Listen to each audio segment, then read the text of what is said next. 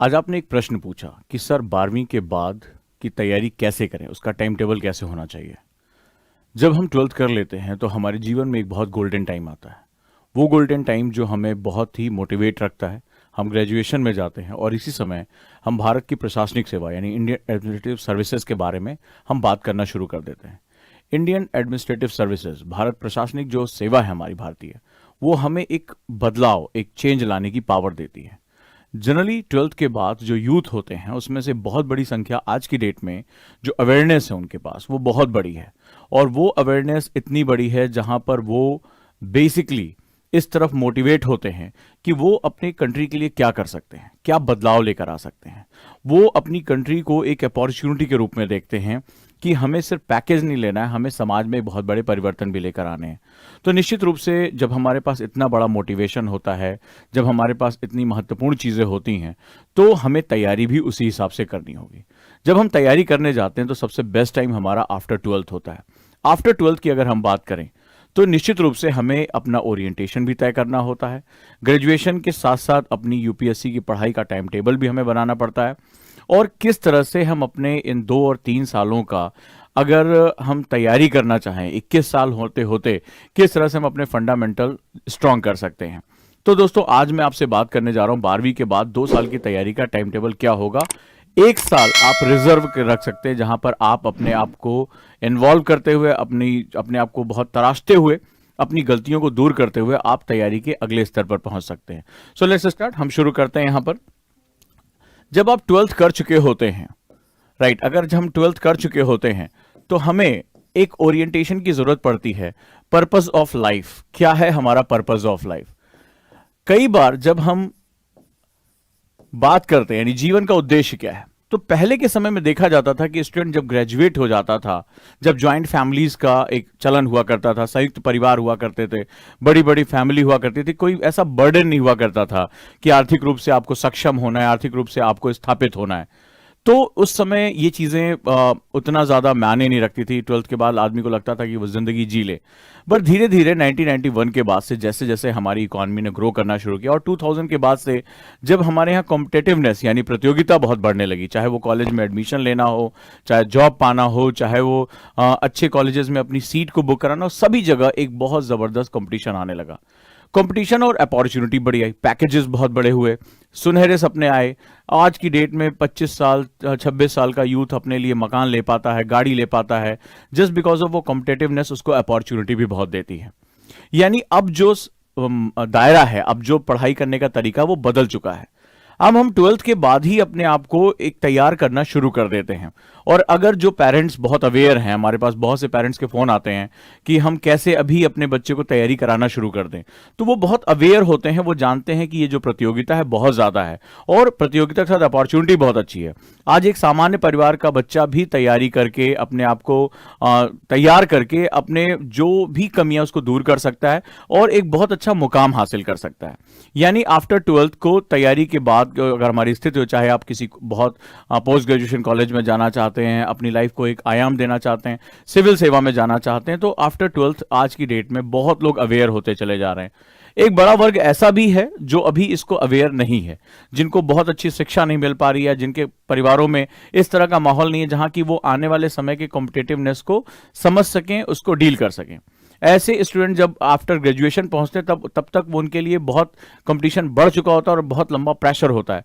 नतीजा आपने देखा हो, कई बार उनके कई अटेम्प्ट खराब होते हैं, तब जाकर उनको समझ में आता है कि हमें कैसे प्रिपरेशन करनी है। तो वो अपनी तैयारी के 3 साल 4 साल लगाने के बाद उस मुकाम तक पहुंच पाते हैं जहां वो शायद पहले ही पहुंच सकते थे। तो हमें जो समय लगना है, जो तैयारी करनी है, वो एक सुनिश्चित समय है। अब हमें यह देखना है कि हमें तैयारी की शुरुआत कब से कर देनी है। तो आफ्टर 12th आप अपनी पर्पस ऑफ लाइफ यानी कि जीवन के उद्देश्य को ढूंढें कि मुझे भारतीय सिविल सेवा क्यों ज्वाइन करनी है, क्या मेरा पर्पस है इंडियन एडमिनिस्ट्रेटिव सर्विसेज में जाने का, और कैसे मैं अपने राष्ट्र के लिए कुछ कर सकता हूं, अपने समाज के लिए कुछ कर सकता हूं, अपने माता पिता, अपने पेरेंट्स को बहुत प्राउड फील करा सकता हूं। इसके बाद आप अपनी तैयारी को शुरू करें। तैयारी को जब हम शुरू करते हैं, तो जब हम तैयारी यानी प्रिपरेशन की बात करते हैं हम लोग, तो प्रिपरेशन में आप इस पूरे सेगमेंट को 3 स्टेज में बांट दें, 3 स्टेजेस, जिसमें फर्स्ट 2 स्टेजेस जो हैं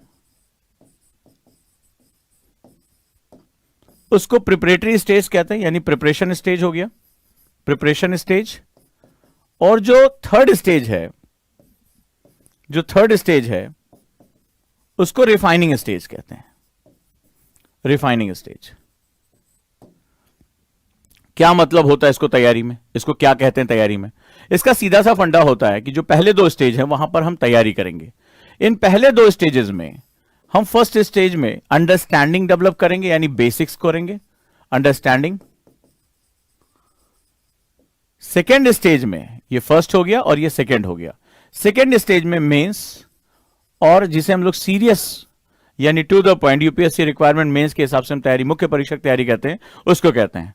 थर्ड स्टेज होता है जहां आप रिफाइनमेंट करते हैं, यानी आंसर राइटिंग, अपने आप में गलतियों को छांटना, रिवीजन करना, जो चीजें छूट गई हैं उसको अच्छे तरीके से करना, ऑप्शनल में डेप्थ क्रिएट करना, एस्से में अपने आप को एज देना, इंटरव्यू की प्रैक्टिस करना, बोलने की प्रैक्टिस करना, कपड़े पहनने से लेकर अपनी पर्सनालिटी को एक्सप्रेस करने के तरीके ढूंढना, डीएफ यानी डिटेल एनालिसिस फॉर्म की तैयारी करना, अच्छा खासा समय लेता है वो, उसको भरने की प्रैक्टिस करना, उसमें जो पॉइंट छूट रहे हैं उस पॉइंट्स को तैयार करना, उस पर रिसर्च करना, इसको हम लोग बोलते हैं रिफाइनिंग स्टेज। यानी आपने जो पढ़ा, जो अभी तक आपने जाना, जो अपना बेस बनाया, उसको हम लोग कैसे रिफाइन कर सकते हैं। आइए अब हम बात करते हैं इसको डिटेल में। जब हम फर्स्ट ईयर में होते हैं, राइट, जब हम फर्स्ट ईयर में होते हैं तो फर्स्ट ईयर में आप बेसिक से शुरू करें। बेसिक यानी जो हमारे फंडामेंटल 5 सब्जेक्ट होते हैं, फंडामेंटल 5 सब्जेक्ट।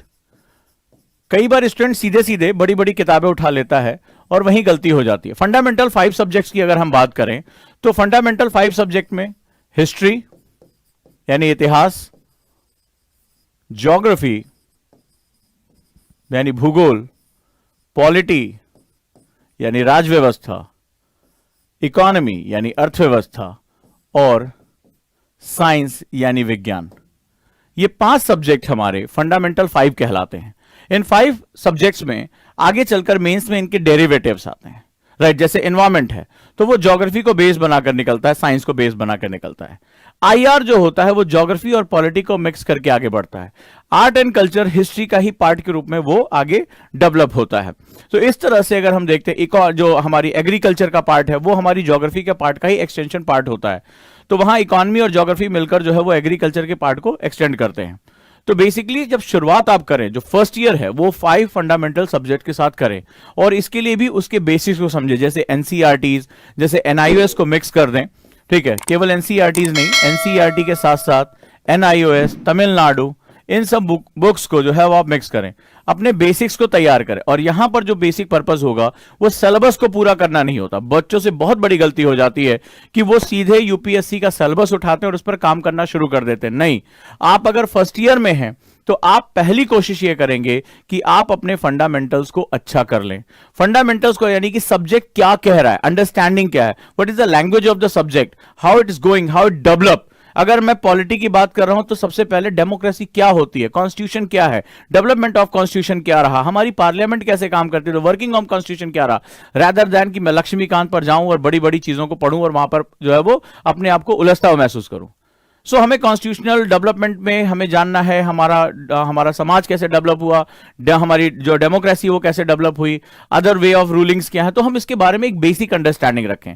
तो फर्स्ट ईयर में क्या होगा, फर्स्ट ईयर में आपको कोई रश आवर में नहीं जाना, भाग दौड़ नहीं करनी है, आपको फर्स्ट ईयर में सीखते हुए जाना है।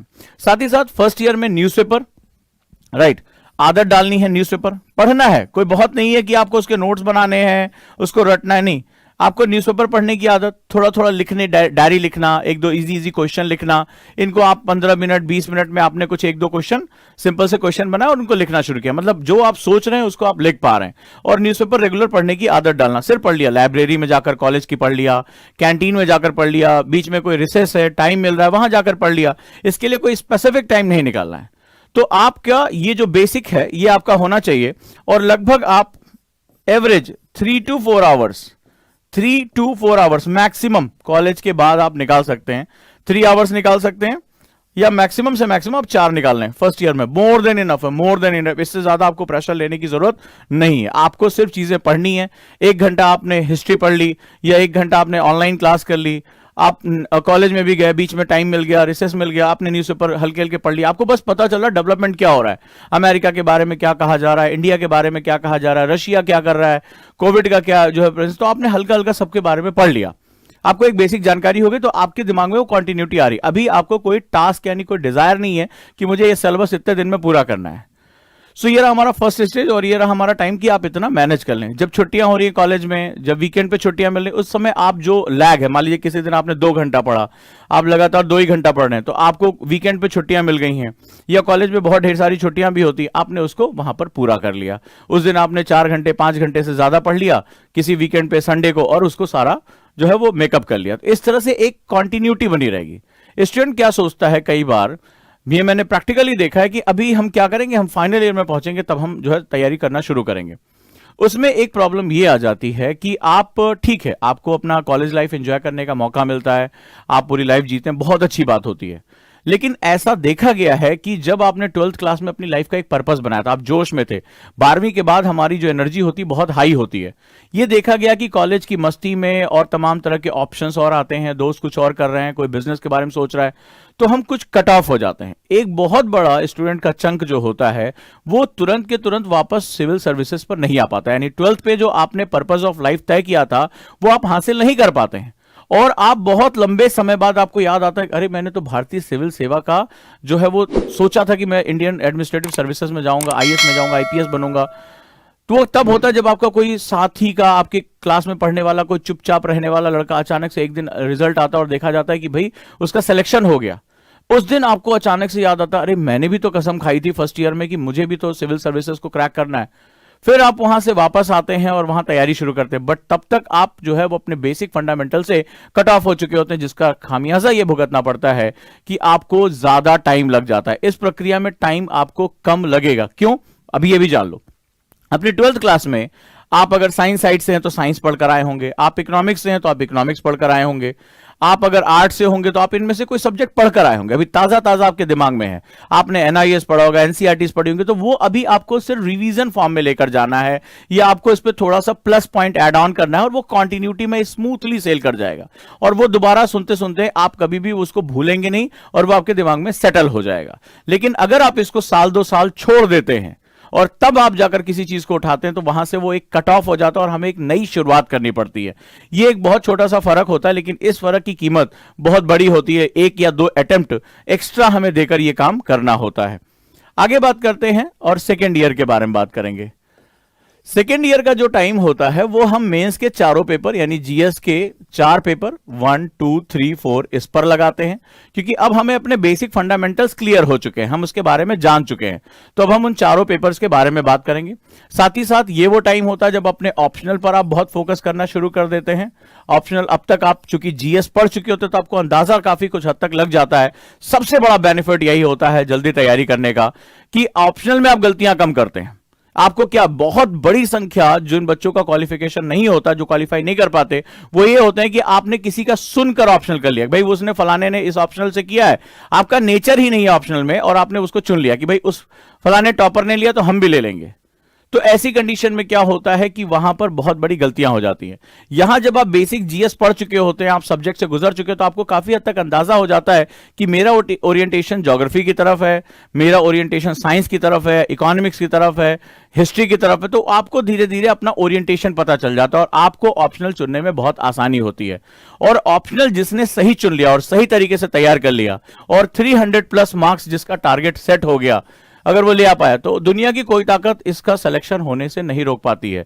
ये फाइनल लिस्ट में आता ही आता है, ये बहुत इंपॉर्टेंट बात है। लेकिन ज्यादातर बच्चे अपने पहले या दूसरे ऑप्शनल को जनरली जब देखा जाता है कि वो गलत चुन लेते हैं या गलत तरीके से प्रिपेयर करते हैं, जिसकी वजह से उनका सिलेक्शन नहीं होता है। इसके बाद ये हमारा सेकेंड ईयर का बेसिक पर्पज रहेगा। अब आ जाते हैं थर्ड ईयर, इसको रिफाइनमेंट ईयर कहते हैं। अब यहां पर आप तमाम तरह के सुधार करते हैं, जैसे आंसर राइटिंग। क्योंकि अब आप काफी कुछ पढ़ चुके हैं और आप बेसिक जानते हैं, आप शुरुआत से लिख रहे हैं, आप बेसिक फंडामेंटल जान रहे हैं कि आंसर ऐसे लिखा जाता है। आपने छोटे छोटे आंसर लिखे, थॉट्स डेवलप करने शुरू किए। लेकिन अब आप स्ट्रक्चरल राइटिंग करेंगे जो यूपीएससी को चाहिए, और आपके थॉट्स अब कलेक्ट हो चुके हैं। आपको हिस्ट्री के बारे में पता है, ज्योग्राफी के बारे में पता है, इन्वायरमेंट पता है, इकोनॉमी पता है, तो अब आप आराम से इसको डिलीवर कर सकते हैं। एस्से राइटिंग, बहुत ही महत्वपूर्ण होता है एस्से राइटिंग। आप इसको रिफाइन करेंगे, अपनी पर्सनालिटी पे काम करेंगे, यानी कि जो है आप पर्सनालिटी टेस्ट के लिए आप जाएंगे, और साथ ही साथ इसी ईयर आप टू द पॉइंट होकर प्री की प्रिपरेशन करेंगे। यानी एग्जाम से 6 महीने पहले आप प्री के लिए ढेर सारे ऑब्जेक्टिव क्वेश्चन लगाना। मान लीजिए आप 21 ईयर के हो रहे हैं, फाइनल ईयर में आते आते, और आप अच्छे से जो है वो तैयारी कर रहे हैं, आप अच्छे से क्वेश्चन लगा रहे हैं, अगर आप नहीं भी हो रहे हैं तो आपको एक ईयर एक्स्ट्रा मिल जाता है अपने आप को रिफाइन करने के लिए। तो आप फर्स्ट अटेम्प्ट में इजीली जो है वो क्या कर सकते हैं, आप क्रैक कर सकते हैं यूपीएससी। आप पीछे से 3-4 सालों में अगर आप करंट अफेयर्स में, आपको तब तक पता चल चुका होगा कि मेरी कमजोरी क्या, करंट अफेयर्स में आप कमजोर हैं, तो आप वहां पर अपना 1 साल जो, अब आपको टेंशन नहीं कि मुझे यार हिस्ट्री भी पढ़नी है, ज्योग्राफी पढ़नी, नहीं, अब मुझे करंट अफेयर्स में अपना बेस बनाना है, किसी टीचर से हेल्प लेनी है, मदद करनी है हमें, और मुझे आंसर राइटिंग नहीं हो पा रही है, बहुत अच्छा नहीं लिख पा रहा हूं, तो आपने आंसर राइटिंग प्रोग्राम ज्वाइन किया, वहां टीचर को दिखाया कि सर आप मुझे बताएं, या एस्से में मुझे इंप्रूव करना है, बोलने में दिक्कत हो रही है, तो आपने ऐसी स्पीकिंग क्लासेस ज्वाइन कर ली, पर्सनालिटी डेवलपमेंट की क्लासेस ज्वाइन कर ली, जो आपकी पर्सनालिटी में निखार लेकर आ रहा है। आपको पता है कि मुझे पता है लेकिन डर के मारे बोल नहीं पाता हूं, हाथ पैर कांपने लगते हैं, तो ये सारी चीजें आप धीरे धीरे रिफाइन करना शुरू कर देते हैं अगर इस वे में तैयारी करते हैं। यानी यहां पर भी आप 4 आवर्स टू 5 आवर्स, और फाइनल ईयर में आते हुए 5 to 6 आवर अगर आप दे पाते हैं तो आपके लिए ये बहुत ही बेनिफिशियल होगा, और आप आसानी से बिना एक्सेसिव प्रेशर लिए, क्योंकि आपको पता होगा कि जब लोग तैयारी करने आते 12-12 घंटे 9-9 घंटे पढ़ना, वो बड़ा मुश्किल हो जाता है। बॉडी को इतने लंबे समय तक स्ट्रेच करना, एक बंद कमरे में बैठना बहुत मुश्किल हो जाता है। लेकिन इस कंडीशन में आपने देखा 3 घंटे 4 घंटे लगा के भी आपने गेन करना शुरू किया थोड़ा थोड़ा। इसको बोलते हैं कंपाउंड इफेक्ट, यानी कि आप धीरे धीरे कंपाउंडिंग करते हैं, अपनी एनर्जी को इनपुट देते हैं, और एनर्जी को इनपुट देने के साथ साथ आप यहां पर काफी कुछ कर पाते हैं। तो चलिए दोस्तों, हम लोग को यह समझ में आया कि इसको कैसे तैयार करना है।